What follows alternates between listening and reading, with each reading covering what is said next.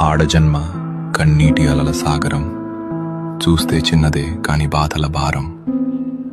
ప్రతి అడుగులోనూ పరీక్ష, ప్రతి చూపులోనూ నిరీక్షణ. ఆశల రెక్కలు కాలి, గుండెల్లో మూగవేదన. ఆ కన్నీళ్లలో ఉన్నది పిరికితనం కాదు, ఆమె నవ్వే పెదవుల వెనక ఉన్న విషాదం.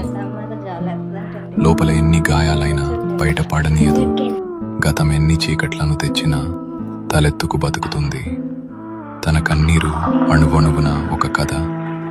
ఆ కథలో ప్రేమ ఉంది, బంధాల కష్టం ఉంది.